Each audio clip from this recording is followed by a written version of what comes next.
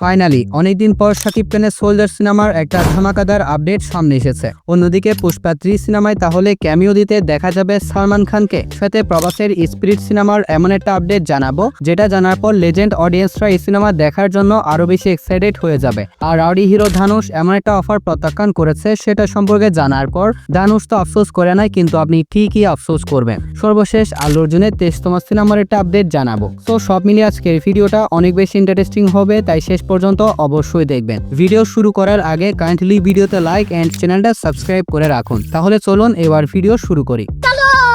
প্রথমে আসি ধানুষের কাছে। তো বর্তমানে পুরো পৃথিবীর সবচেয়ে বহুল প্রতীক্ষিত সিনেমাগুলোর মধ্যে 1 নম্বর পজিশনে রয়েছে অ্যাভেঞ্জার্স ডুমসডে, এবং এই সিনেমার হাই বর্তমানে আকাশ ছোঁয়া, কারণ এই সিনেমার মাধ্যমে মার্বেল তার আইকনিক কামব্যাক করতে চলেছে। তো এরকম একটা বিগ বাজেট মাচ অ্যাওয়ার্ডের সিনেমায় একটা গুরুত্বপূর্ণ চরিত্রে অভিনয় করার জন্য ধানুষকে অফার করা হয়েছিল, কিন্তু এই বান্দা এরকম একটা অফারকে ফিরিয়ে দিয়েছে। কারণ হিসেবে জানা গিয়েছে শিডিউল জনিত কারণে ধানুষ অফারটি রিজেক্ট করেছে। আর এই ঘটনা শোনার পর পার্সোনালি ধানুষের জন্য আমার আফসোস হচ্ছে। মানে ভাই, এরকম একটা সিনেমার অফার কি কেউ রিজেক্ট করে? তোর মাথা নষ্ট। সঠিক বলেছেন। এখন আসি সালমান খানের কাছে। কয়েকদিন আগে জানিয়েছিলাম সালমান খান সাউথের বিগ প্রোডাকশন হাউস মৈত্রী মুভি মেকার্স এর সাথে একটা সিনেমা করতে চলেছে, এবং ইতিমধ্যে মৈত্রী মুভি মেকার্স হায়দ্রাবাদে নিজেদের একটা নতুন অফিস খুলেছে। জানা গিয়েছে সেখানে পুষ্পা 3 এবং সালমান খানের জন্য একটা সিনেমার স্ক্রিপ্ট ডেভেলপ করা হবে। কিন্তু সবচেয়ে ইন্টারেস্টিং নিউজ হচ্ছে আল্লু অর্জুনের আপকামিং পুষ্পা 3 সিনেমায় সালমান খানকে একটা পাওয়ারফুল ক্যামিও অ্যাপিয়ারেন্সে দেখা যাবে।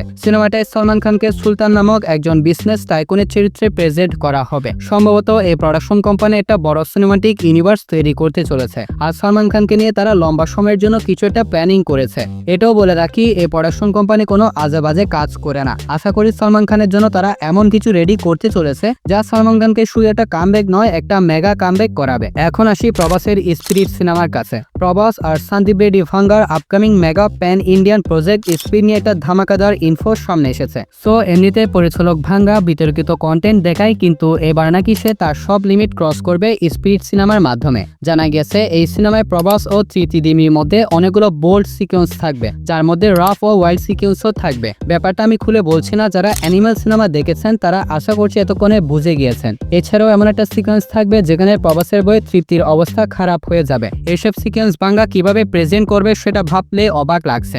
স্পিরিটের বিতর্কিত অ্যাডাল্ট ও ব্রুটাল কন্টেন্টের সামনে অ্যানিমাল সিনেমাকেও বাচ্চা বলে মনে হবে। এই সিনেমাটি যে অতিমাত্রায় অ্যাডাল্টেড হবে এতে কোনো সন্দেহ নেই, তবে ডিরেক্টর ভাঙ্গা এগুলোকে কোন লেভেলে নিয়ে যাবে সেটাই এখন দেখার বিষয়। এখানে শেষ নয়, সিনেমাটার মধ্যে একদম ব্রুটাল লেভেলের অ্যাকশন থাকবে। পার্সোনালি এই সিনেমার জন্য আমি তো ভাই অনেক বেশি এক্সাইটেড। যাই হোক, এখন আসি আল্লু অর্জুনের 23তম সিনেমার কাছে। আবারও একবার লোকেশ কানাগরাজের পরিচালনায় এবং আল্লু অর্জুনের বিপরীতে আল্লু অর্জুনের 23তম সিনেমায় কাস্ট করা হয়েছে পূজা হেগড়েকে। ব্যাপারটা নিয়ে অনেকে এক্সাইটেড, আবার অনেকে মজা নিচ্ছে, কারণ পূজা হেগড়ে যে সিনেমায় থাকে সেই সিনেমারই অবস্থা 12টা বেজে যায়। তবে এবার ভালো কিছু হবে, এটা তো শিওর। আর হ্যাঁ, সিনেমাটার কাজ 2026 সাল থেকেই শুরু হবে এবং সিনেমাটা 2027 সালে রিলিজ করা হবে।